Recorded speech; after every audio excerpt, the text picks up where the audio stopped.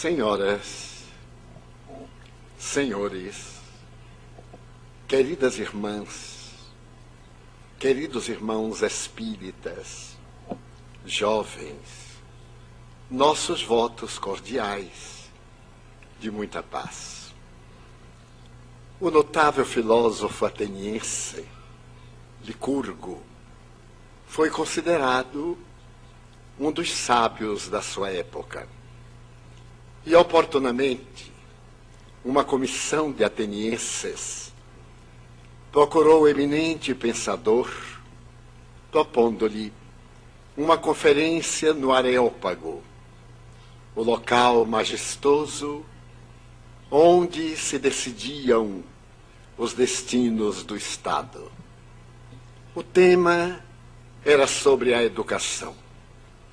Licurgo se deteve, meditou um pouco e perguntou para quando seria a conferência.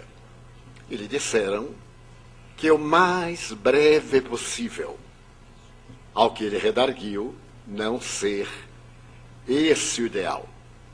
Ele necessitava pelo menos de 6 meses para preparar a conferência, o que causou uma grande surpresa, porque afinal o tema da educação em um filósofo da talha de Licurgo era para ser improvisado e não para ter uma preparação tão larga. Mas ante a exigência do orador, foi-lhe concedido o prazo solicitado. E no período assinalado, quando a sala grandiosa do Areópago, onde também falaria mais tarde o apóstolo Paulo, estava repleta dos maiores pensadores atenienses da época, o eminente pensador adentrou-se no recinto, acompanhado por 2 serviçais. Cada um deles trazia algo de especial. Um deles carregava 2 gaiolas, tendo dentro de cada uma delas uma lebre. E o outro trazia 2 cães, que estavam atados a correntes fortes, seguros por cada uma das mãos.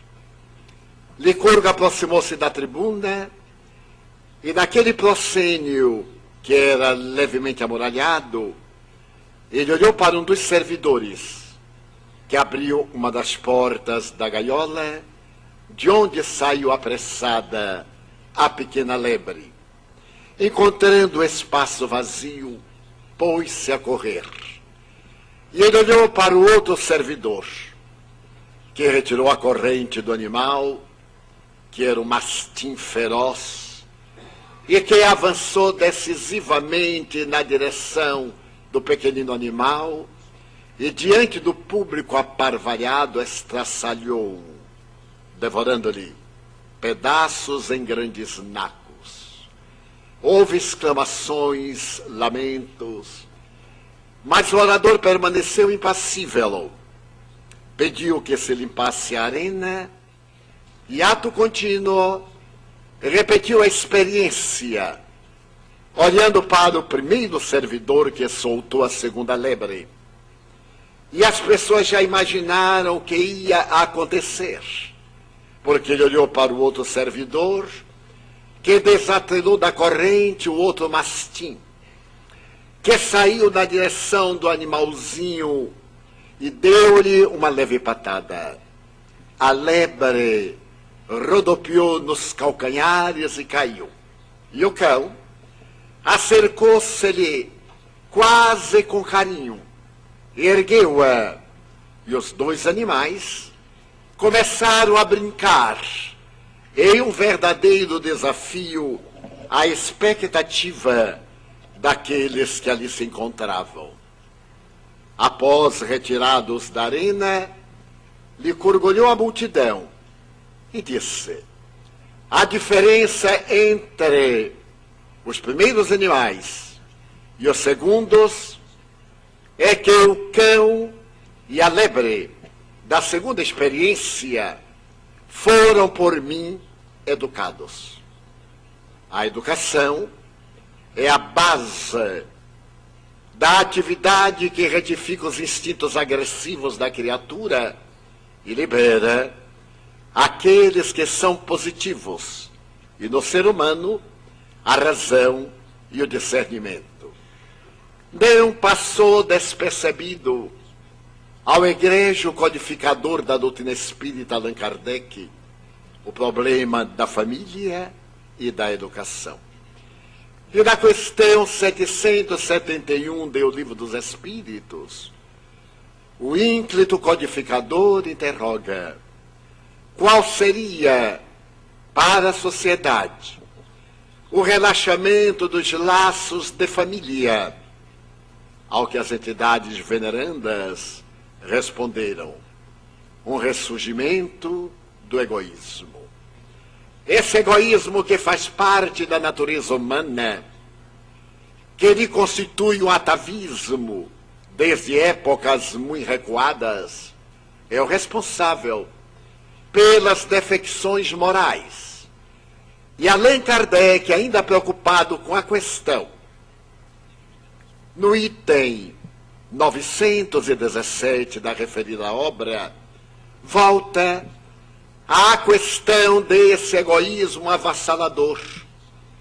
E os espíritos redarguem que a educação é o melhor método para sanear o egoísmo perturbador através da caridade, que é o seu antídoto mais eficaz.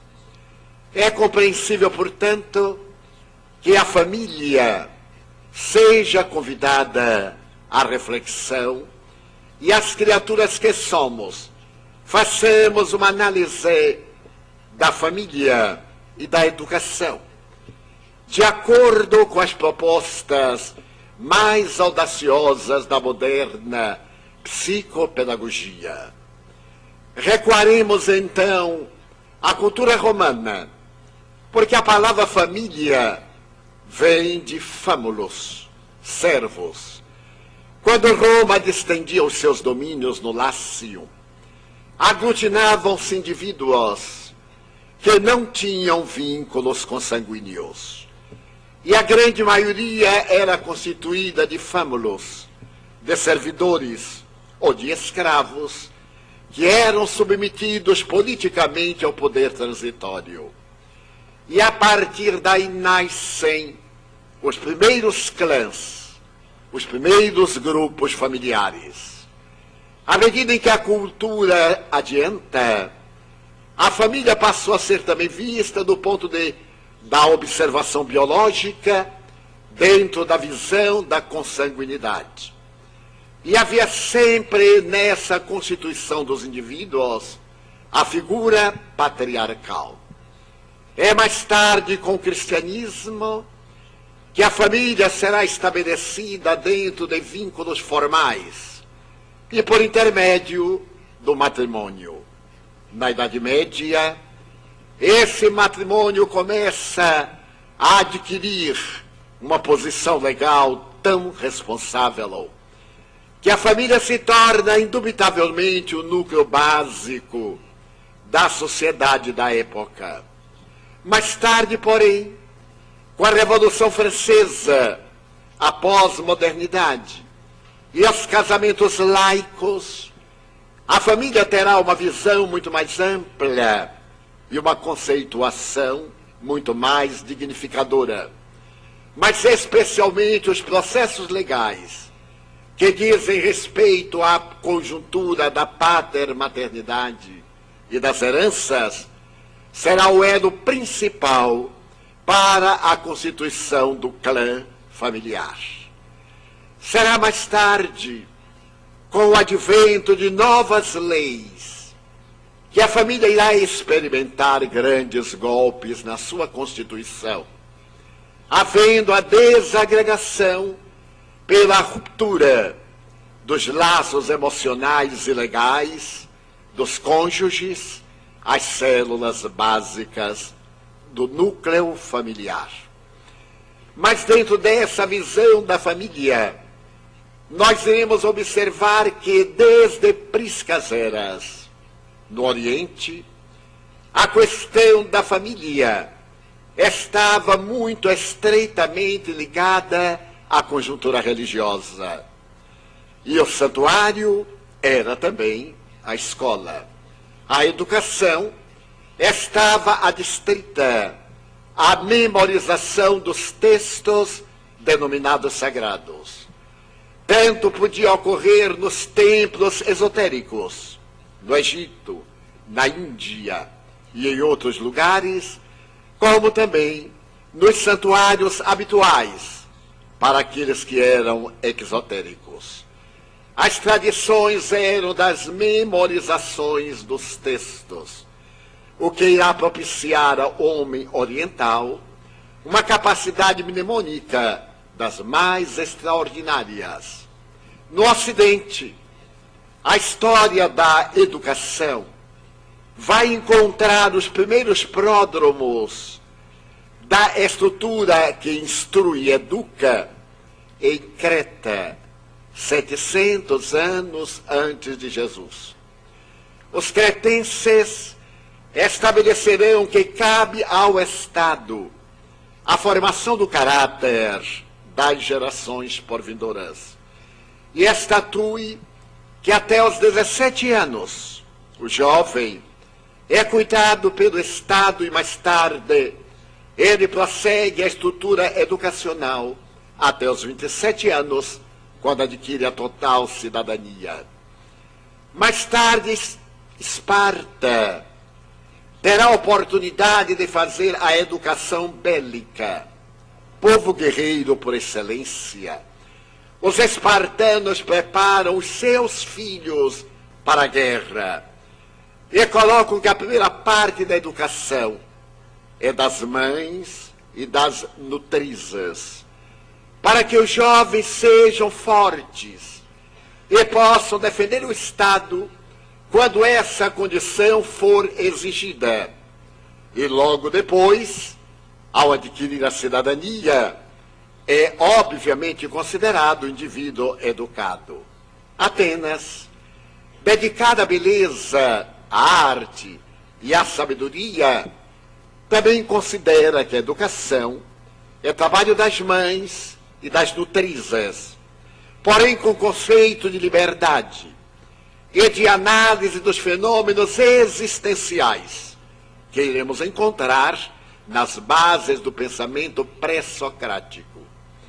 E será depois, através de Sócrates, de Platão e de Aristóteles, quando a filosofia adquire esse sentido ético-moral, basilar, herança de Anaxágoras, o pré-socrático, mestre também do eminente Sócrates. É nessa oportunidade que se vai perceber o idealismo, a necessidade do culto à beleza, ao pensamento filosófico, ao idealismo, que irá criar as primeiras manifestações lógicas de que existe, antes da vida física, o mundo das ideias, de onde todos nos originamos e para onde todos retornamos. Mais tarde, à medida que o Império Romano alarga as suas fronteiras, a educação torna-se fundamental. Mas ela agora é delegada aos pedagogos, aos escravos, àqueles gregos que se tornam escravos politicamente dos romanos e se transformam nos educadores da nova mentalidade. É nesse período, depois de Jesus, que o imperador Adriano assume a responsabilidade de que a educação deve ser um programa eminentemente estatuído e trabalhado pelo Estado, para criar indivíduos capazes de bem governar. E esse Adriano, que praticamente conquistou o mundo conhecido entre os séculos I e II depois de Cristo, deixa um legado de beleza, particularmente na área da formação do patriciado, do povo em geral e das altas responsabilidades do Estado na conquista do patrimônio sagrado da educação. A história é muito larga, e à medida em que o cristianismo torna-se catolicismo, a educação deixa de ter um caráter de liberalidade para tornar-se catedrática, equivalendo dizer que uma educação dirigida com determinados princípios castradores impostos pelos teólogos, sem a preocupação de libertar as consciências, antes de impedir o pensamento do indivíduo para que não venha a romper com a velha tradição dogmática. Será Lutero aquele que dará um grande grito nessa área, quando em Weimar apresenta a proposta da educação das gerações novas na Alemanha, a partir de 1522. E é nesse período que a educação formal vai sair lentamente das garras da educação religiosa. Mas antes, na antiga Tchecoslovaquia, nós iremos encontrar a personalidade notável de um educador. E esse educador irá levantar as bases do pensamento para poder propor uma educação intuitiva, em que o indivíduo aprende hábitos morigerados, educa-se emocionalmente, tem a possibilidade de instruir-se nas leis e, naturalmente, porque tinha tradição religiosa, seguir os princípios básicos da doutrina vigente. Ele será talvez o grande pioneiro desse pensamento extraordinário que irá desabrochar mais tarde no período da Revolução Francesa. Mas entre ele e Lutero faz-se o grande período da Idade Média básica, a Alta Idade Média.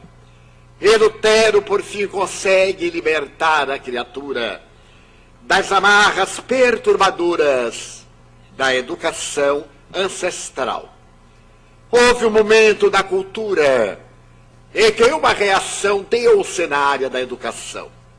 Aproximadamente no ano 1000, a juventude necessitada de sair daquela educação básica, da esgrima, do canto, do teatro, das representações, porque a educação sempre era propiciada ao dominante, e o dominado era apenas um servidor.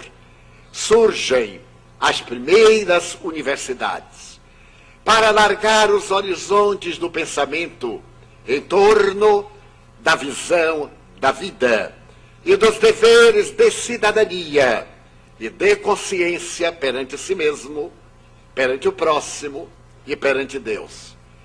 Mas a humanidade vai desta terrível noite para o Renascimento italiano.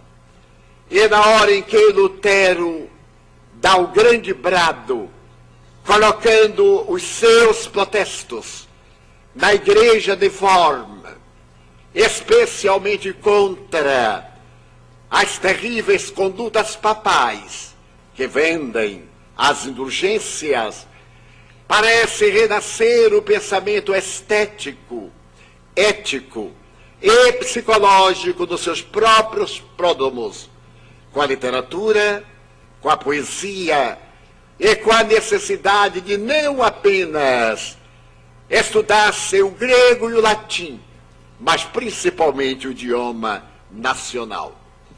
A revolução filosófica se fará a partir do século XVII, quando pensadores modernos, cansados da intolerância religiosa, resolvem trazer de volta o pensamento greco-romano de Leucipo, Lucrécio e Demócrito, que haviam estabelecido como bases da vida o átomo, procurando demonstrar que o ser que a matéria era constituída de 3 elementos básicos: o átomo, o vácuo e o movimento.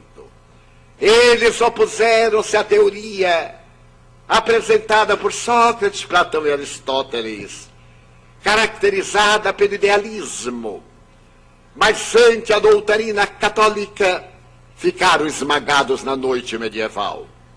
E a partir do século XVII eles são convidados à restauração, quando os nobres pensadores modernos refugam qualquer contato de natureza religiosa na construção da sociedade e restauram o atomismo grego. Passamos agora a viver a conjuntura do espiritualismo ancestral no Ocidente e, naturalmente, a herança atomista, que se irá transformar nos séculos futuros no materialismo dialético, mecanicista e histórico. É nesse momento que a decadência moral e doutrinária das religiões ortodoxas, que controlavam as consciências, cede lugar às propostas pessimistas de Friedrich Nietzsche, que, revoltado diante da educação castradora que recebera em sua casa, ele proclama a morte de Deus no seu famoso Assim Falava Zaratustra.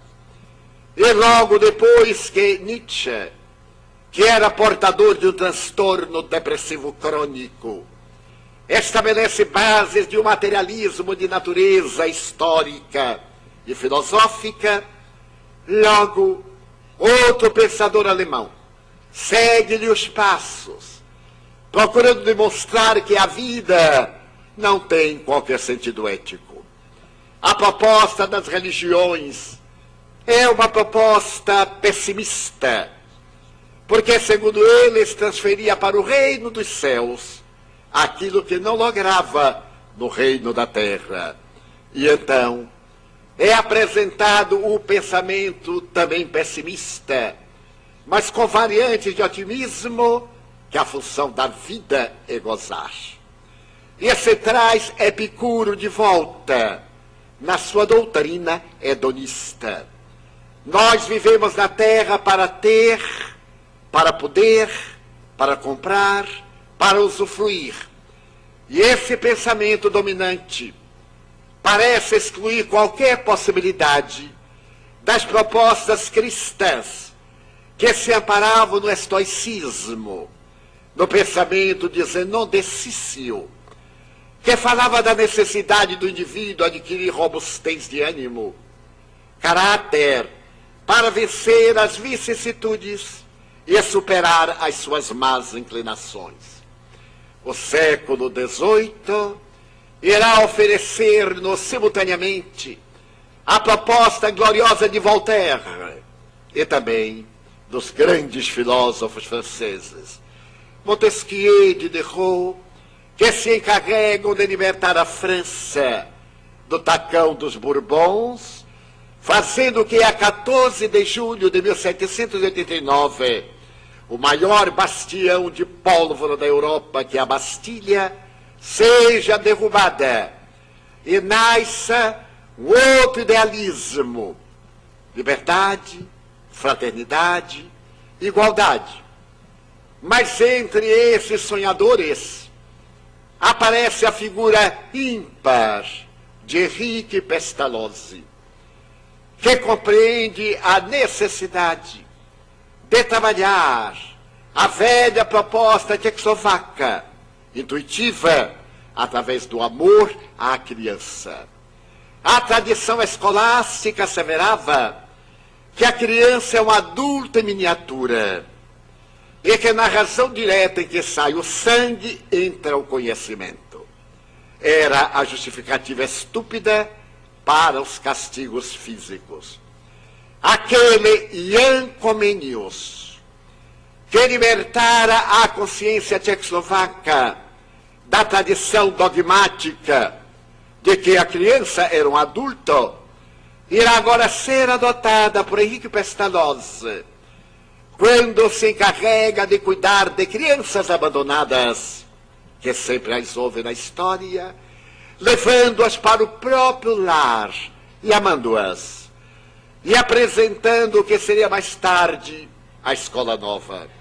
A criança é um ser em formação, e toda a vida do indivíduo vai depender do seu período infantil.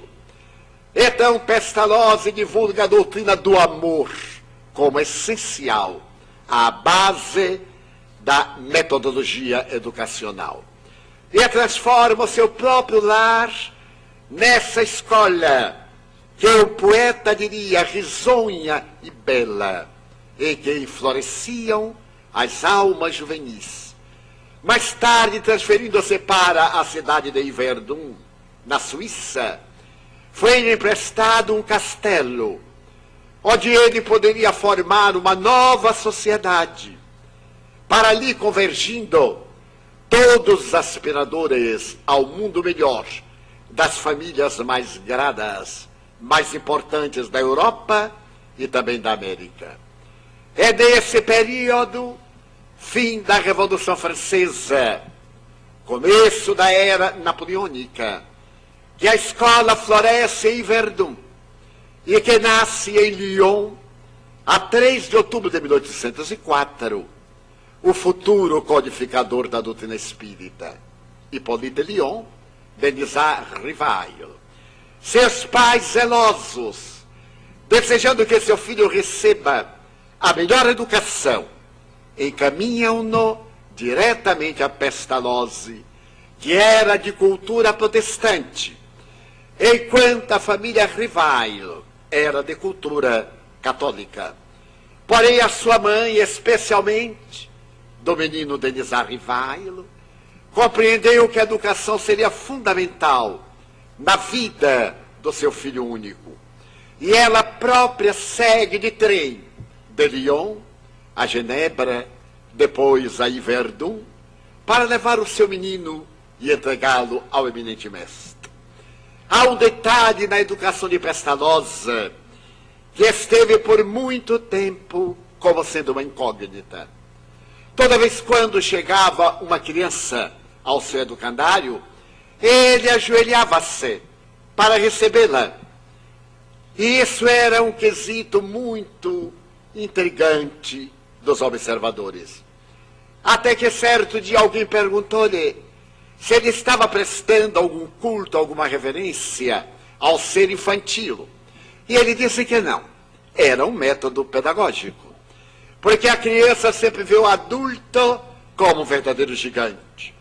Aquele ser enorme que a assusta, que a oprime. E quando chegava uma criança, ele se ajoelhava para que os seus ficassem na altura dos olhos do recém-chegado.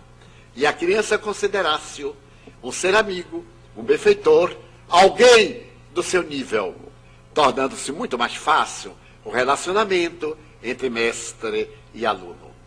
A proposta educacional de Pestalozzi tomará conta, praticamente, do século XIX. Mas é nesse período que a filosofia se alarga e surgem pensadores como Heidegger, que irão impulsionar o processo do pensamento filosófico, inspirado nos autores pessimistas já referidos, do que irá nascer posteriormente, segundo alguns, o pensamento nazista, e segundo outros, uma interpretação negativa da obra de Heidegger.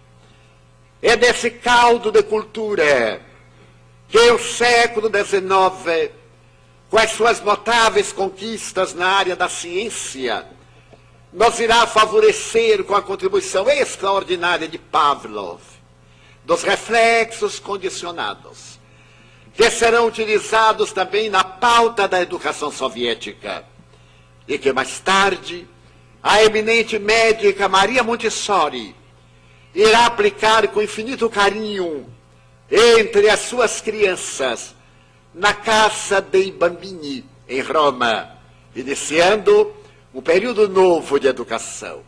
A educação deve começar desde os primeiros dias da gestação da mulher. Narram-se vários eventos em torno dessa dama, que oportunamente foi convidada para falar sobre a paz da Noruega, e no seu discurso ela estabeleceu que a escolha não fora acertada, porque ela era uma educadora, mas fora acertada porque são os educadores que preparam os diplomatas, os conquistadores, as pessoas que vão administrar o mundo. E essa notável Maria Montessori, oportunamente teria recebido a visita de uma jovem, que lhe foi perguntar quando deveria começar a educação do seu filho. E ela perguntou-lhe, e que idade tem seu filhinho? 1 ano, senhora. Então corra, porque você já perdeu o melhor ano de vida para o educar. Porque a educação começa desde o momento do nascimento, para criar os hábitos que se transformarão em funções orgânicas. A hora de alimentar, a hora de eliminar, a hora de dormir, dentro de uma programação condicionadora. E estava usando os reflexos condicionados de Pavlov. O pensamento extraordinário dessa notável educadora irá influir grandemente na cultura da sociedade contemporânea. Mas antes de ela apresentar a sua proposta de que a criança merece todo o amor e de que o bandido violento da rua foi uma criança maltratada na infância, tese com que anui o neurologista e psiquiatra Carl Gustav Jung, tivemos o eminente professor Rivaio, que saindo de Yverdon, abre a sua primeira escola em Paris, e na Rue de Sèvres, número 37, o Liceu Polimático, e que, vítima da astúcia de um tio desonesto, por pouco não foi à falência. Mas ele insiste na educação, porque ele sabe que a educação é a formadora do caráter. Ela tem a finalidade de dignificar o indivíduo e de arrancar de dentro o conhecimento que jaz adormecido, como dizia Sócrates, desde que a palavra educação vem de educere, arrancar de dentro. E Sócrates acreditava que se teria que arrancar de dentro, porque a doutrina que ele vai apresentar, chamada maiêutica, significa parto, porque sua mãe era parteira, e ele teve a ocasião de ver um parto, em que sua mãe salvava a vida da parturiente e da criança, enquanto seu pai era um estatuário. E ele teve a oportunidade de ver o pai arrancar da pedra bruta a essência da beleza que as anfractuosidades do mármore ocultava. Então o pai desejava que ele fosse escultor. E ele disse que sim. Ainda tentou. E tornou-se escultor de almas, arrancando do bloco grosseiro da ignorância o ser sublime que dorme desconhecido. E dizia que era um parteiro, porque ele obrigava a pessoa a pensar, através da sua proposta muito bem elaborada. Era um sofista. Ao invés de dialogar, de informar aos alunos, perguntava-lhes, confundia-os, obrigando-os a pensar, porque o conhecimento vinha do mundo das ideias. Era a tese reencarnacionista, que mais tarde Platão irá divulgar depois de passar uma temporada no Egito e de lá trazer a doutrina dos renascimentos necessários. Allan Kardec irá também estabelecer como fundamental a educação. Na questão 685A do Livro dos Espíritos, ele entretece uma consideração pessoal, dizendo que a educação é fundamental para combater o materialismo e a crueldade. mas não a educação que se adquire pelos livros, instrução, mas aquela que resulta dos valores morais que merecem a melhor consideração. E terá a oportunidade, posteriormente, de dizer que educar é criar hábitos saudáveis, conforme assevera a moderna psicopedagogia. O século XIX foi rico de informações, mas também de desastres, qual ocorreu com a escola inglesa de Summerhill, quando se apresentava a proposta da educação à vontade do aluno, permitindo que ele fosse à aula quando quisesse, e fazendo o divórcio entre a instrução e a educação.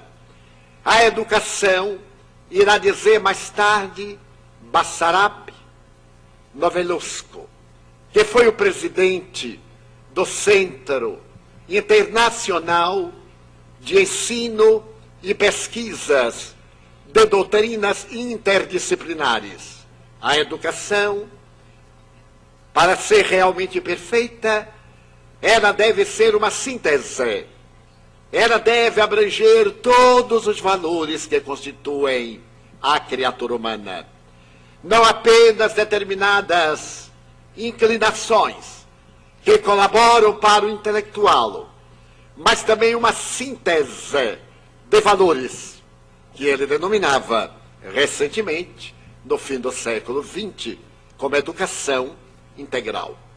Esse trabalho de Basarab é interpretado no momento em que a Unesco, preocupada com o mundo por volta de 1998, resolve reunir os maiores educadores do século, especialmente aqueles que eram ministros de educação de diversos países, para que fosse apresentado um relatório com as melhores bases para a educação.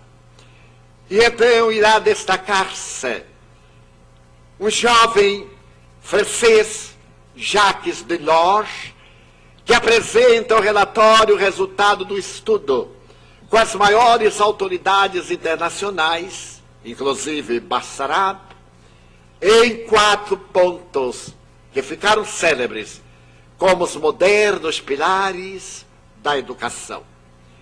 Ensinar a fazer, ensinar a ser, ensinar a conviver, ensinar a conhecer. Esses 4 pilares da educação, do relatório deste notável educador francês, têm as suas raízes profundas no Evangelho de Jesus. Quando o Mestre Divino nos ensina como fazer a vida mais ditosa, como ser mais feliz, como conviver em sociedade, e como conhecer o seu próximo através do autoconhecimento. Essas propostas serão revalidadas logo depois pelo trabalho extraordinário de um outro psicólogo e educador francês, André Morin, que irá apresentar as 7 colunas básicas da educação moderna, em que mostra os erros e as ilusões do conhecimento, o que equivale a dizer a presunção intelectiva do indivíduo, muitas vezes mal educado, porque de péssima formação moral, de péssima formação social, entretanto brilhante intelectualmente, gerando situações embaraçosas e difíceis no relacionamento da sociedade. E logo depois ele propõe a necessidade de princípios éticos, da autoidentificação. Mas isso foi em 1998. Esperava a Unesco que, com a contribuição de André Morin, do relatório de Jacques Delors, a sociedade adotasse novos métodos de educação. mas veio a grande hecatombe. A terrível façanha terrorista, que de alguma forma mudou não só os destinos da grande pátria americana. Como disse o criminoso terrível, a partir de hoje, segundo a imprensa, os americanos nunca mais dormirão em paz. Esse ser perverso, que conseguiu cometer o pior ato de terrorismo da história da humanidade, e que passaria pelo mesmo terror quando foi surpreendido no Afeganistão por tropas especiais para poderem fazer justiça ao modo das criaturas humanas, abriu uma brecha imensa nos valores ético-morais, em que mais tarde a religião será instrumento de crime para o terrorismo nacional, o terrorismo internacional, para a imposição das suas paixões político-religiosas, tornando a aldeia global, como se diz hoje a respeito da Terra, um lugar de instabilidade, de insegurança, de desconfiança. E recrudesceram a violência, a agressividade, o medo. De acordo com o Dr. Watson, o grande educador e psicólogo americano, o medo foi a primeira emoção que teve a criatura humana. No começo, nós éramos uma unidade. Essa unidade que tem 3 instintos básicos: comer, dormir e procriar. Até que em determinado momento antropológico, houve uma fissão da psique. E essa fissão veio com o medo, dando lugar ao surgimento do self e do ego. Quando Jung elegeu esses arquétipos, ego, self, sombra, ânima, ânimo e etc., a palavra que ele se utilizou era alemã, porque ele vivia na Suíça de língua alemã, em Zurique. Era Selbst, que ao ser traduzida para o inglês, se tornaria popular como self. Esse self, no conceito psíquico de Jung, é aquilo que somos. E o ego é aquilo que apresentamos. Isso se deu no momento quando o homem, pela primeira vez no processo psicológico, teve ideia da vida e percebeu a morte. Ele deu-se conta que a criatura estava ali, depois desaparecia diante dos seus olhos. Como ele não sabia pensar, era só instinto, a unidade que preservava a vida, ele passou a ter medo dos fenômenos sísmicos, a ter medo das feras, a ter medo das outras etnias. E é nesse período que ele se refugia na furna, e nascem os primeiros meios de comunicação. Segundo os melhores antropólogos, a criatura humana primeiro escreveu para depois falar. São as escritas rupestres, que nos dão a ideia da vida na época primária e nos dão o ensejo de compreender a razão do medo, porque é nesse período que o medo dos desencarnados assenhoreia-se de nós outros.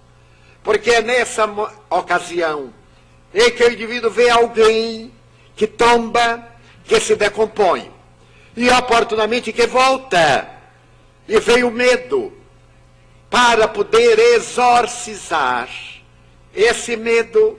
Surge o primeiro ritual, que é colocar o crânio humano na entrada da furna para afastar aquele que saiu do corpo, ou tomar pedras, toros de madeira, e desenhar o que seria a face do extinto, para no inverno colocar em volta da fogueira, a fim de aquecê-lo. Então esse medo tem o vínculo com o nascimento da crença na imortalidade da alma. E diz o Dr. Watson que esse medo atávico, todos nós o temos em determinado grau, porque foi a primeira emoção que nos acompanha ao largo do processo antropossócio-psicológico. Ele é responsável pela desconfiança, pelo pavor, pelo terror e etc. E logo depois que o indivíduo começou a perceber essa emoção, surgiu a segunda, a ira, que é o mecanismo de defesa da vida. Tudo está ligado à perpetuidade, entre aspas, da vida. Porque no momento do perigo, acontecia algo muito peculiar. Diante das árvores em autocombustão, as coníferas, durante o verão, um raio que corta o céu e incendeia uma floresta, a terra que treme, ou uma fera, a criatura ao ter o medo fica irada, porque é um fenômeno psicológico, a emoção, e uma reação fisiológica. As glândulas suprarrenais descarregam adrenalina na corrente sanguínea e nós temos um impulso. Tudo aquilo que nos ameaça vem o impulso de avançar e destruir, razão pela qual todo indivíduo violento é um grande covarde. Ele agride porque tem medo de ser agredido. Então esse fenômeno agora fisiológico, agredir, avançar para lutar, é contrabalançado por um outro fenômeno fisiológico. O organismo derrama na corrente sanguínea o cortisol e a pessoa relaxa. É muito comum dizermos, por pouco eu não o estraçalhei. A psicologia dirá, é um mecanismo de avanço e de recuo. Então essa ira é imanente em nós. É um raio que nos cega pela alta descarga de adrenalina. Ela é responsável pela desconfiança, pelo ódio, pelo ressentimento, pela mágoa, pelo desejo de vingança. As outras emoções saem dela, a básica, a ira. Nós encontramos uma sociedade irada. As pessoas têm o rosto contraído, irado. Se nós olhamos e a perguntamos, qual é o caso? Irado. Porque perdeu o senso do equilíbrio de si mesmo e vive com medo. Medo de assalto, medo de estupro, medo de perder o emprego, medo da doença, medo da morte. E Freud escreveu um livro fenomenal, como outros, no ano de 1900, intitulado Melancolia, quando deveria ter colocado depressão, que já era o nome da época. Ele dizia que tudo isso é resultado da perda. A depressão sempre é resultado de uma perda. E chega a dizer a perda de um ser querido. E eu não concordo com Freud. É muita audácia. Porque o ser querido não se perde telefone celular, se perdem óculos, etc. Pessoas morrem. Ele evitou a palavra, o verbo morrer, porque sempre causa pânico, medo. Então ele colocou o verbo perder. Muitas pessoas acercam-se-me e me dizem, irmão Divaldo, eu perdi meu marido. Eu pergunto, aonde? Não, morreu. Eu digo, é outra coisa. Não é morrer, falecer, desencarnar. Deveremos utilizar dessas palavras para enfrentar. Historicamente, a cultura americana detesta a morte. E então, embeleza o cadáver, faz a festa no retorno do enterro, para dar a impressão que não aconteceu. É um atavismo psicológico, filosófico. A doutora Elisabeth Kübler-Ross, a notável psiquiatra suíça, naturalizada americana, que criou a doutrina da tanatologia, a doutrina que estuda a morte, dizia que o terror americano a respeito da morte era terrível. É quase um TOC, um transtorno obsessivo compulsivo. Raramente um americano dirá que morreu seu pai, morreu sua mãe. Nós brasileiros, por herança, também abandonamos a palavra morte e dizemos perder. Eu acho tão interessante e faço de propósito. A pessoa chega tão compungida, ai, irmão Divaldo, perdi meu filho. Aonde? Ai, coitado, ele morreu. É outra coisa. Então, nós estamos diante desse segundo fator emocional, que faz parte da nossa estrutura ancestral, desde há mais de 100 mil anos, quando começamos os pródromos do raciocínio, porque os milhões de anos anteriores são do instinto. Por isso nós reagimos mais do que agimos. Pisam-nos no pé e nós damos um empurrão e perguntamos: você é cego? É a reação. Então eu me lembro que uma vez o indivíduo pisou no meu pé. Eu era baixinho e ele era alto. Aí eu não pude reagir, eu agi. Toquei-lhe no ombro e perguntei: você não está sentindo uma coisinha fofa embaixo do seu pé? Ele disse: estou. Eu disse: é meu pé. Tira a sua pata de elefante de cima do meu pé. Então eu fiz as duas coisas. Mas diz o Dr. Watson que a terceira emoção é o amor. O amor chegou mais recentemente. E é por isso, psicologicamente, temos dificuldades de amar. E é quando amamos, não amamos o outro, projetamos o que gostaríamos de ser para que o outro se torne. E é quando isso não se dá, dizemos: me decepcionei com ele, que não era o meu padrão, porque eu sou decepcionado comigo que não atingi esse nível. Disse muito bem o Alírio há pouco. Quando as pessoas estão procurando a sua alma gêmea e se transforma na alma gemida, ou quando estão procurando a mulher ideal. Eu tenho uma amiga que me perguntou há pouco tempo: Divaldo, você conhece o homem ideal? Eu digo: conheço. Aonde ele está? Procurando a mulher ideal. E os dois não se encontram nunca. É claro, cada qual vai por um caminho do egoísmo. E então um dia se encontram aparentemente e unem-se. Então são dois solitários, projetando o que gostariam um no outro, até o momento da ruptura. Dessa maneira, a última emoção que nós conseguimos foi o amor.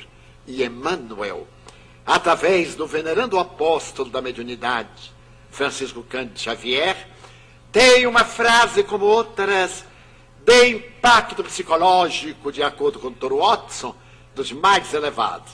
Diz Emmanuel que quando o felino lambe a cara do filho, é a futura mãe beijando ternamente o recém-nascido. É o amor que nasce para poder se transformar a mola mestra da família e da educação. Porque se não houver o amor no indivíduo, primeiro a si próprio, para depois ao próximo, e por consequência a Deus, no caráter universal, nós não teremos nunca uma família organizada, porque os parceiros são solitários, desajustados, conflitivos, procurando compensações no trem, quando deveria ser ele também o compensador. E é por isso mesmo estamos trocando de parceiro como quem troca de penteado, e sempre com frustrações, porque queremos o ideal que está na imaginação, nem a realidade que está na permuta dos sentimentos. E esta é a grande vantagem do amor. O amor não ama somente a virtude, ama o ser integral, mesmo as suas imperfeições. Não é que lhes valoriza, mas isso não diminui a intensidade do afeto. Quando se amam os valores positivos, não se ama a pessoa, se amam qualidades que se gostaria de ter, projeção psicológica da imagem. Então é necessário que esse amor se expanda de uma maneira gloriosa, até podermos chegar a essa visão que a doutrina espírita nos traz nestes dias tumultuosos, nesta hora da grande transição, em que a família desestruturada, desde a Revolução Hipieísta dos anos 60, em que os jovens do mundo quiseram voltar às origens, à tribo, à taba, e se permitiram sacrifícios de natureza orgânica pelos conflitos psicológicos, no excesso de piercing, no excesso de tatuagem, no excesso de exotismo para chamar a atenção. Então nós vimos os skinheads e outros de maneira provocadora ou provocativa, com o único objetivo de criar choque pelo conflito interior, agredir o que eles chamavam uma sociedade decadente.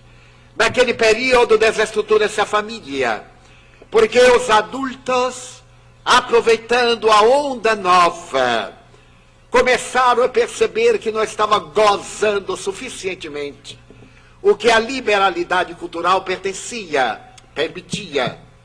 Então os adultos começaram a liberar os filhos de responsabilidades para ficarem também libertinos. Porque há uma diferença básica entre a liberdade e a libertinagem, entre ser livre e ser libertino. Permitir-se fruir prazeres na idade adulta e na senectude que as circunstâncias do seu tempo não lhe permitiram na juventude. E a família desagregou exatamente quando a mulher passou a merecer respeito e consideração, a ter a sua liberdade. E é como diz a tradição filosófica, depois de um largo período de servidão, quando a liberdade chega, a pessoa não a sabe usar, porque não tem ideia. Extrapola e se torna libertino e não livre.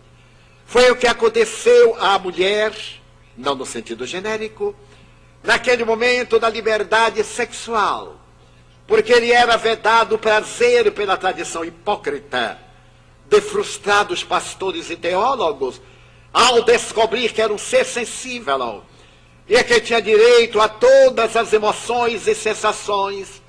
A mulher divorciou-se do sentimento de ternura para se atirar na busca da sensualidade.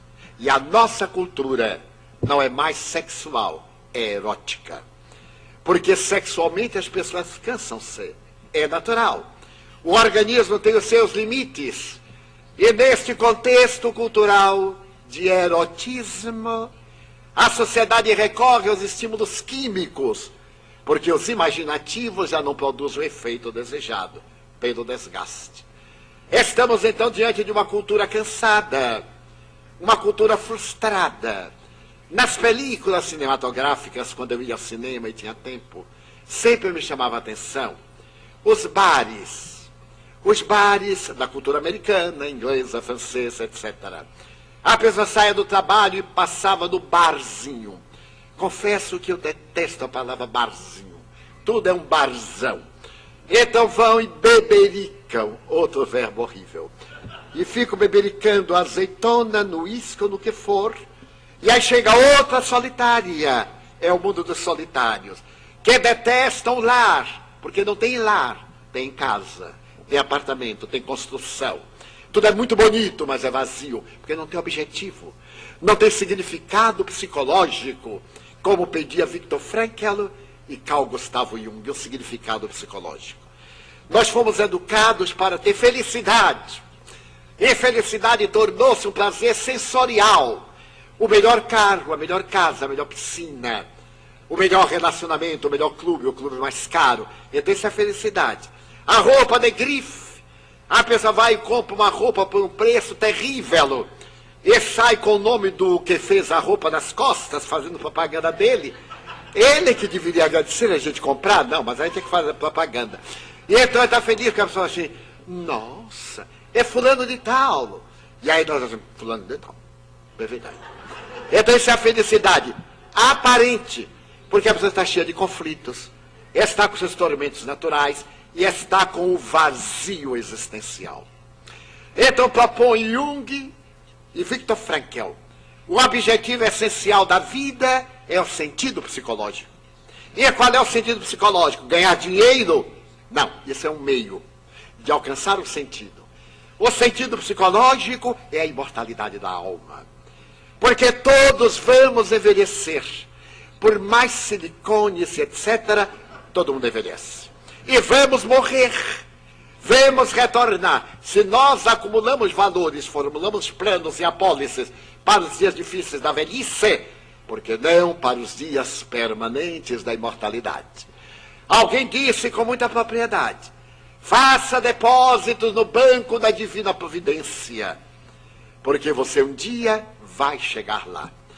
A doutora Elizabeth Lucas, que é uma notável logoterapista, a mais notável destes dias, é uma senhora já idosa que vive em Berlim, discípula de Viktor Frankl, conta que certa feita visitando um lar de idosos, que era também um hospital, uma paciente muito idosa olhou para ela e sorriu. A doutora Lucas era ateísta. E então ela sorriu, agradeceu-lhe a visita e disse: minha filha, eu estou fazendo para você um grande depósito. Um depósito imenso. Quando você tiver uma grande necessidade, faça um cheque e saque tudo que eu vou deixar para você. Ela ficou surpresa. Disse: mas como é o seu depósito? Diariamente. Diariamente eu faço um depósito em seu nome, doutora. E hoje penso que a senhora tem uma fortuna. Mas que banco é esse? O da Divina Providência.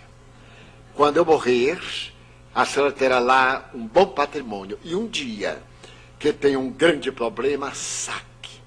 Porque o gerente vai permitir que a senhora use o depósito que eu estou fazendo. Ela achou aquilo como psiquiatra uma coisa gentil, mas um delírio de ancião. Passaram-se os tempos. E é certo dia ela estava em casa. E eram 17 horas. Seu filho, que fazia curso de violino, normalmente chegava neste horário. Ele ia e voltava de bicicleta. E não chegou. Ela estava preocupada quando o telefone tocou. Ela foi atender. E era o delegado de polícia. Doutora, lamento informar que o seu filho foi acidentado. Eu passarei aí para levá-la à unidade de terapia intensiva. E é grave. Bem, ele está na unidade de terapia intensiva. E eu gostaria de acompanhá-la. Ela ficou aturdida. O rapazito era seu filho único. E naquele desespero, não tendo uma formação religiosa, que não é uma bengala psicológica, é uma abertura para o mundo transcendental, ela lembrou-se da paciente e disse: se existe o banco da Divina Providência, e se existe a Divina Providência, eu quero sacar tudo que tem aí em benefício do meu filho. Não é para mim, não é um gesto egoísta, é em benefício de meu filho. E ficou desesperada, pensando nos depósitos bancários daquela senhora. Quando avisam da portaria que o policial estava subindo, ela disse: foram os momentos mais demorados da minha vida. Quando abre a porta do elevador, eu estou na porta da minha casa, do meu apartamento, eu corro. E diz assim: doutora, eu não sei o que aconteceu. Acabo de receber um telefonema do hospital dizendo que seu menino voltou à lucidez, que está muito bem. Vamos buscá-lo. Os exames a que está sendo submetido dão todos negativos. Ele não teve sequer um arranhão. Ela então respira e faz assim: muito obrigado. Graças a Deus, eu me utilizei bem do patrimônio. Então é exatamente esse sentido psicológico, transcendental, que a doutrina espírita nos proporciona. E dessa maneira, nós iremos mudando os nossos padrões de interesse. E a mulher foi perdendo a sua estrutura por causa do barzinho. E o que me chamava a atenção naquela época, hoje não mais, é que um olhava para o outro, ria e já ia para a alcova. Era tudo tão rápido. Eu ficava surpreso. E mais tarde, conversando com meus filhos adultos, eu sou bisavô, aí eu perguntei: como é que vocês namoram? Não, tio, não tem isso não. Mas não tem namoro nem nada, não. A gente olha, tá legal, vai embora. E não pergunta o nome, não, porque aí não tem responsabilidade, e nem lembra que meu filho é uma porção de cães no cio solto na rua. Porque não há nenhuma diferença, só que um é bípede e o outro é quadrúpede. Mas então houve esse desestruturar da família, em que os filhos passaram a ser muitas vezes objetos incômodos da pseudo-liberdade dos adultos. Mas felizmente, quando reconhecemos isso, já estamos reestruturando a família para o grande momento de transição. Os valores da ternura, tão esquecidos do olhar, essas manifestações mínimas da gentileza. Eu me fascino com a Unesco quando fez o Programa para a Paz em 6 itens, e 2 deles me tocam em particular. Um deles, o terceiro, diz: seja tolerante. Só se pode amar quando se é tolerante. Porque sendo tolerante, compreende-se o outro. Não é que concorde com o outro, mas compreende que ele tem o direito de ser como é, embora eu seja diferente. Então isso estabelece um vínculo que muda a estrutura e torna o outro indivíduo melhor. E o outro item da Unesco é redescobrir a solidariedade. Nós somos uma sociedade em que a solidariedade tem ficado sempre para trás, em um plano secundário. Até a solidariedade social. Muitas vezes eu estou no elevador, a pessoa entra, me olha e vira a cara como se fosse uma tábua. Eu não aguento, então eu sou dele assim: olá. Ah, desculpe, não vi. Eu digo: viu sim. E sorrio. E aqui eu aprendi algumas palavras em inglês, porque não perdoa. Eu estou a pessoa, então eu digo assim: good morning. Aí a pessoa diz: ah, morning. Eu digo morno ou frio. Eu digo good. Porque nós esquecemos esse relacionamento social, solidário, e somos solitários. Como diz Joana de Ângeles, somente somos solitários porque não somos solidários. Quando somos solidários, não temos solidão, porque estamos ao lado de alguém. Então nasce agora uma outra proposta, na educação espírita, na família, das bases, da razão, da doutrina espírita. Nossos filhos não são nossos filhos, gritaria Gibran, Khalil Gibran. Vossos filhos não são vossos filhos. São empréstimos da divindade, para que os crieis para o mundo, mas primeiro para vós. É necessário que nós eduquemos os nossos filhos e renunciemos, um dos itens do matrimônio melhor, apresentado pelo Alírio. Então que nós renunciemos a algumas paixões, a alguns interesses. Sem querer fazer biografia, permitam-me contar uma experiência pessoal. Quando eu era criança, com 5 para 6 anos, nossa casa era imensa. Nós chegamos a ser 13 filhos vivos. Mas os meus irmãos casaram-se, eu sou o último. E nesse período seríamos 8 em casa e meus pais. A mesa grande, a cadeira na ponta sentava minha mãe, meu pai na outra, e 2 bancos laterais. E eu me sentava ao lado de minha mãe, porque eu era o último. Como diz em linguagem baiana, que é a linguagem mais perfeita, resto de parição. Porque eu cheguei quando ela estava no momento da menopausa. E então eu adorava minha mãe. Minha mãe possuía olhos verdes. Muitas vezes quando eu olho para Raul, eu digo: algo está errado. Eu acho que Raul é que é filho dela. Eu não. Porque esses olhos meus não podem ser de minha mãe, mas eu deixo para lá. Mas nós os queríamos, sem nenhum toque freudiano. Era uma ternura imensa, porque minha mãe era analfabeta, e era uma mãe integral. Lavava, cozinhava, passava ferro, tinha tempo, cantava para o filho, embalava, acompanhava todos, e não dormia enquanto o último não chegava. Felizmente foi no passado, porque agora ele ia ficar sem dormir a vida toda. E eu notava uma peculiaridade. Em determinados dias, minha mãe não almoçava. Tomava só um cafezinho. E era tão repetitivo que aquilo me fez um dia perguntar: mãe, por que a senhora não come? Por que a senhora só toma café? Sabe, com a criança, 5, 6 anos, ela pôs na minha cabeça assim: meu filho, porque o café tira a fome. Eu disse: mas e por que a senhora quer que tire a fome? Porque hoje a comida não vai dar para todos. Então, eu não vou comer. Porque eu já estou completa, estou formada. Mas você e seu irmão, mais velho do que os 5 anos, estão em desenvolvimento. Então, eu não como para que a minha parte seja para vocês. Eu não entendi exatamente naquele momento. Mas eu observei que quando as fontes eram ricas à mesa, elas se alimentavam muito bem.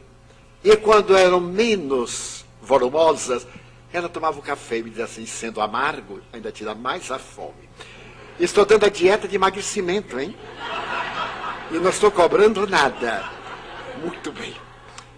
Então, um dia eu tive um insight e descobri a grandeza dessa mulher que deixava de comer para que seus filhos se nutrissem mais.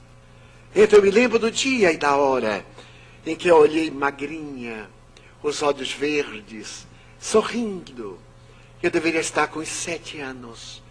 E ela disse assim: Di, meu filho, a verdadeira felicidade não é quando a gente sorri, é quando a gente vê o próximo sorrindo.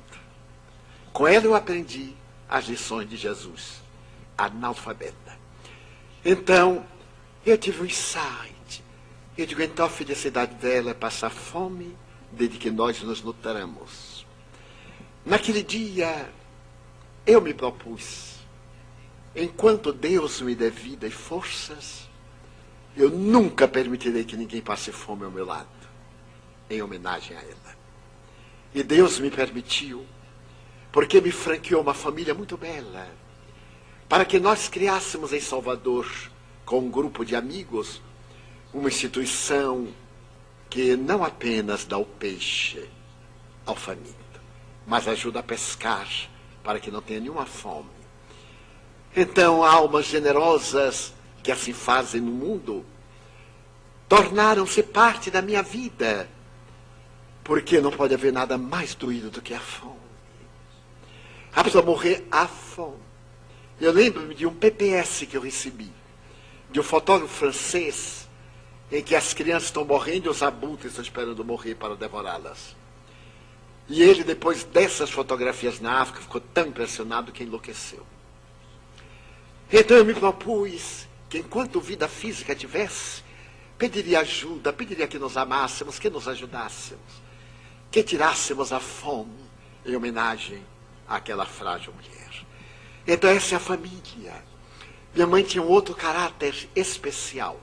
A vizinha tinha 3 filhos e ela mantinha 8. E um dia pelo muro, porque no interior do Brasil as pessoas conversam pelo muro. Ninguém se interessa pela vida alheia, é pelo muro. Estava conversando e eu vi, quando a vizinha lhe perguntou, Dona Ana, como é que a senhora faz quando quer dar um conselho a esses selvagens que são os nossos filhos? Quando eu vou falar, os meus filhos gritam, eu grito, todo mundo grita e ninguém ouve ninguém.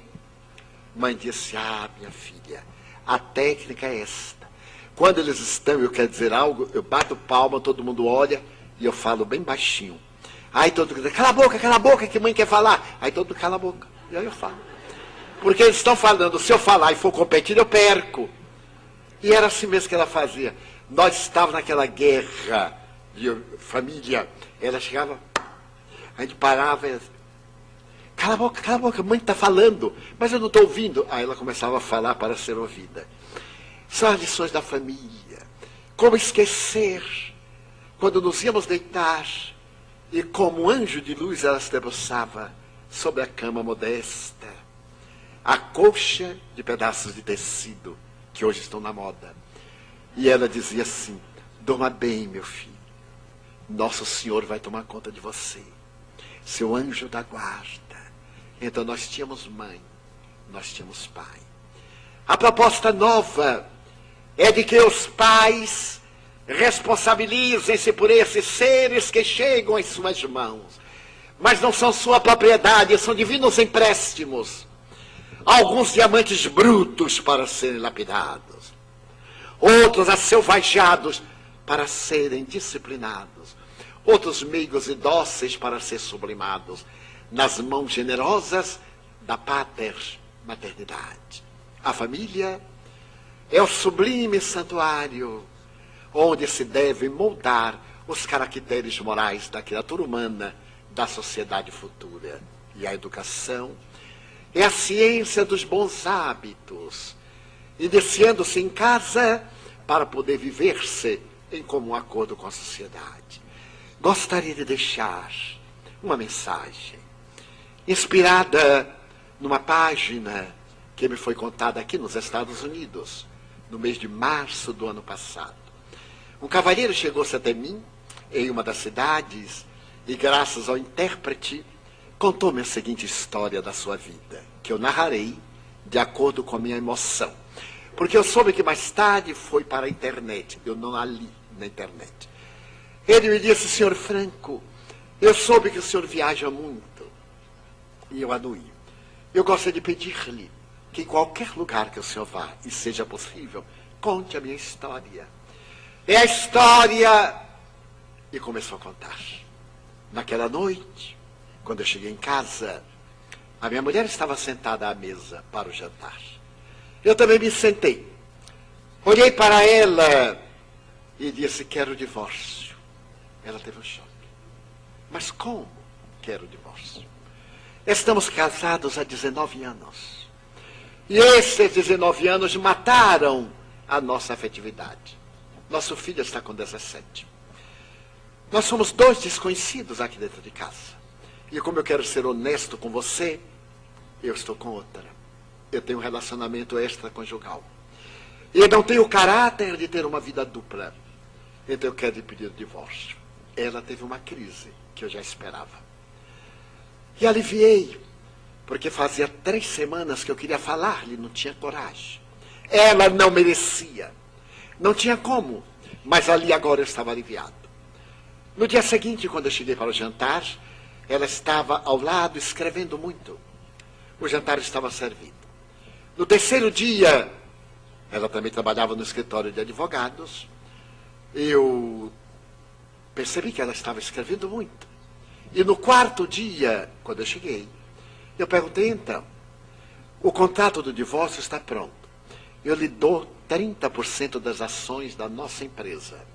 Dou-lhe a casa, o automóvel, uma pensão muito boa para você e o nosso filho. Ela me ouviu com lágrimas e disse: eu não quero nada de você. Eu lhe darei o divórcio com 2 condições. Dentro de 30 dias, não antes. Mas, 30 dias. Você me suportou até agora, 19 anos. Peço-lhe somente 30 dias. Dentro de 30 dias, firmaremos o divórcio. Não quero nada, nem pensão. Para o seu filho, sim. Para mim, não. E a segunda questão. Eu me lembro quando nós nos casamos. Você me carregou dali da porta até o dormitório. Então eu quero lhe pedir que nestes 30 dias você me carregue do quarto até o refeitório. Mas você é uma louca. Como é que eu vou fazer isto? É a minha condição. Mas eu não farei, nem eu darei o divórcio. Então nós iremos para o litigioso e eu lhe tiro até a roupa do corpo. Porque o grupo de advogados onde eu trabalho prontificou-se a trabalhar para mim gratuitamente. Ou aceita as minhas 2 condições para que tudo saia em paz, ou vamos ver. Então foi um drama. Eu contei à minha parceira, a outra, e ela disse: isso é técnica de mulher. Mulher é terrível, é técnica. E eu fiquei: como fazer? Resolvi aquecer. Eram 30 dias. Eu já havia suportado aquilo tudo. Então, no quinto dia, quando levantamos, nos preparamos, eu olhei de esguelha e notei que ela estava um pouco magra. Nós vivíamos juntos, mas não nos víamos. Olhávamos-nos, mas não nos viam. Então eu me aproximei e perguntei: está pronta? Para quê? Para carregá-la. Ah, sim, estou pronta. Carreguei-a. Quando saímos do quarto, meu filho ia passando. E então ele disse assim: ué, os 2 pombinhos estão muito bem. Você vê, se nós fizermos o divórcio agora, nós vamos perturbá-lo, que vai entrar para a universidade. E eu não desejo que o nosso problema perturbe o nosso filho. Eu vi que ela era uma mulher notável. No segundo dia, no quinto, no 10º dia, e notei-a, agora eu a olhava com mais frequência, que ela estava mais magra. No 15º dia, aleluia, já estava tão perto de terminar, ela colocou um vestido que eu gostava muito. E o vestido ficou muito folgado. Ela colocou um cinto e parece que o vestido ficou plissado no corpo. Não sei porquê, mas eu a carreguei com certo prazer e a estreitei de encontro ao peito. Ela passou o braço pelo meu ombro. No 20º dia, ela colocou um perfume que eu gostava muito. E quando eu senti o aroma, lembrei-me de tanta coisa boa que houve em nossa vida. Carreguei-a quase com ternura. Ela estava tão leve, eu era um homem musculoso. Então ela encostou a sua na minha cabeça. E eu senti que ela estava com sudorese fria. Então uma ternura. No 25º dia, era especial, porque algo estava nela me recordando tanta coisa boa. Quando eu a carreguei, eu a apertei de encontro ao peito e a deixei no refeitório. Então tomei uma decisão. Eu fui à casa da minha amante e disse: veio acabar o nosso relacionamento. Ela deu um grito e revelou o outro lado, o lado que estava oculto. Xingou, bateu o pé, empurrou a mesa, quebrou o prato, bateu a porta. E eu saí airoso. E ao terminar o trabalho no escritório, fui uma florista e comprei uma dúzia de botões de rosas. E pedi que eu fizesse um bom ramalhete, um laço de fita vermelha que minha mulher gostava. Quando eu ia saindo, a florista disse: não quer botar um cartão? Então ela deu-me um cartão e eu coloquei. Eu a carregarei para sempre nos meus braços. Coloquei no buquê e fui assoviando. Quando o homem estiver assoviando, peça qualquer coisa a ele, porque ele está feliz. É o momento de pedir. Então eu fui assoviando, cheguei a casa, abri a porta, a luz da alcova estava delicada, saía. Entrei, ela estava deitada de costas. Eu pigarreei, mas ela não se voltou. Eu sentei-me na cama, e quando me sentei, o peso do meu corpo fez que ela virasse. Quando eu olhei, estava morta. Eu tive um choque. Ela estava morta, preso ao vestido por um grampo. Estava uma carta. Eu coloquei as rosas sobre o peito dela e li a carta. Estou lhe escrevendo a carta na noite imediata ao seu pedido de divórcio. Eu ainda não tive tempo de dizer que estou com um câncer. Um câncer de colo de útero. E hoje eu saí do oncólogo. Ele me disse que eu estou com metástase generalizada. E que a minha vida será breve, eu não viverei um mês. Por isso que ele pediu um mês de prazo. Porque se nos divorciarmos e eu vier a morrer, você vai pensar que eu morri por causa do divórcio. E eu não quero que você tenha culpa. Então ele pediu um mês. Porque dentro de um mês eu morrerei, inevitavelmente. E o libertarei. Por isso eu não quero nada. Cuide do nosso filho. Seja livre e seja feliz. E perdoe-me se eu não soube ser a mulher que você anelava. Se eu não lhe dei a família, o lar, a vida que você esperava. Perdoe-me. Eu não o fiz por mal. É que a sucessão dos dias torna tudo tão vulgar, tão repetitivo. Mas você foi a única pessoa a quem eu amei e que amo. Portanto, perdoe-me por não poder corresponder à sua expectativa.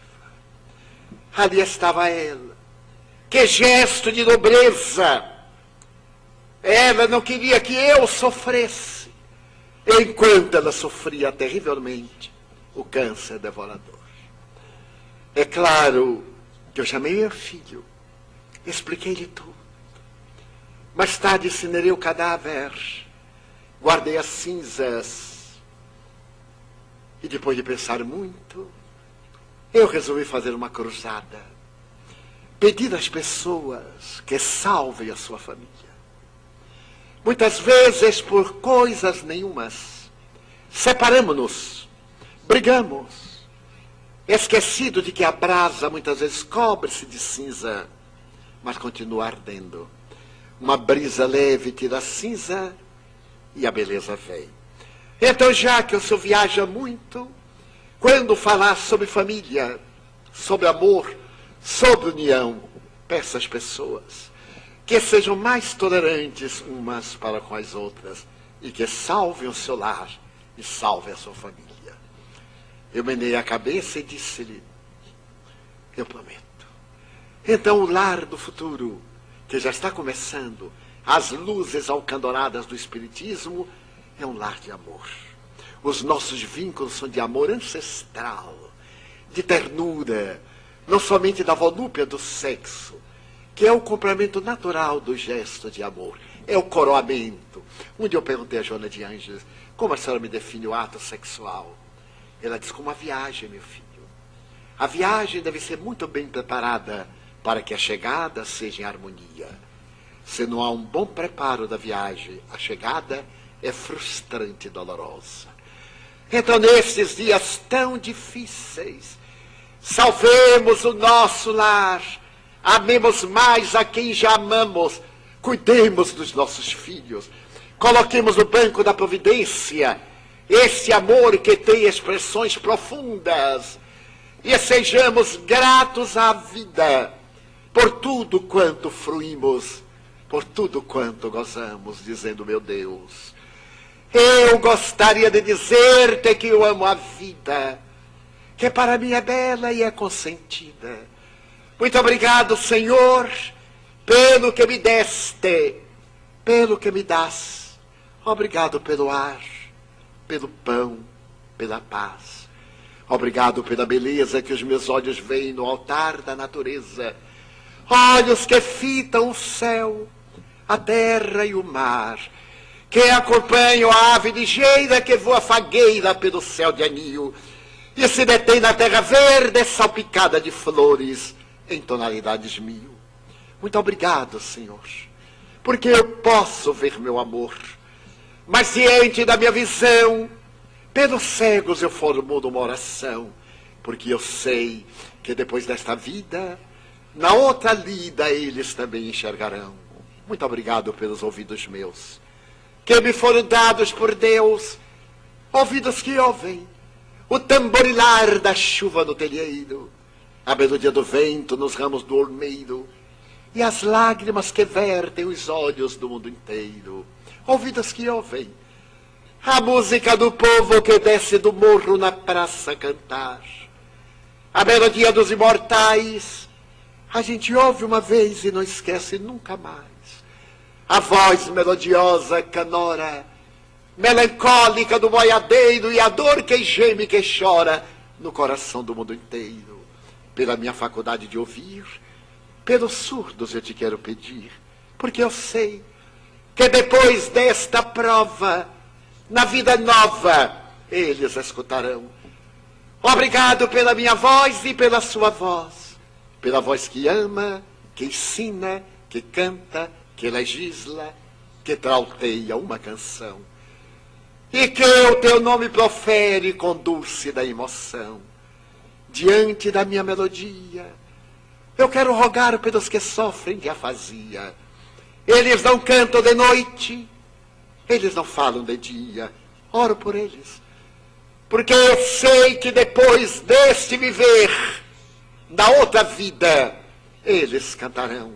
Obrigado pelas minhas mãos, mãos que aram, mãos que semeiam, mãos que agasalham, mãos que libertam da ternura, substituindo a amargura, pelas mãos que apertam mãos, mãos dos adeuses, que limpam feridas, que enxugam lágrimas e dores das vidas, pelas mãos de sinfonias, pelas mãos de melodias, poesias, cirurgias, psicografias, pelas mãos que apertam mãos, que atendem a velhice, que limpam feridas e suores das vidas, pelas mãos que no seio embalam o corpo de um filho alheio sem receio, e pelos pés que me levam a andar sem reclamar.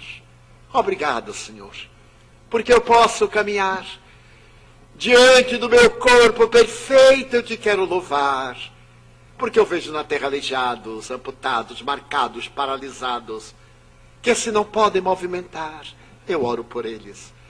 Porque eu sei que depois desta expiação, Na outra reencarnação eles também bailarão. Obrigado, por fim, pelo meu lar. É tão maravilhoso ter um lar.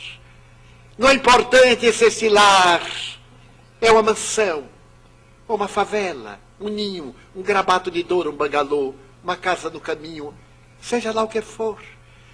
Mas que dentro dele exista a figura do amor. Amor de mãe ou de pai, de mulher ou de marido, de filho ou de irmão. A presença de um amigo, alguém que dê a mão. Porque é tão triste viver na solidão. Pelo menos a companhia de um cão. Mas se eu a ninguém tiver para me amar, nem um teto para me agasalhar, ou uma cama para repousar, nem aí reclamarei. Pelo contrário, eu te direi: obrigado, Senhor, porque eu nasci. Obrigado, Senhor, porque eu creio em ti. Pelo teu amor. Obrigado, Senhor, pela sua atenção. Muito obrigado, senhores.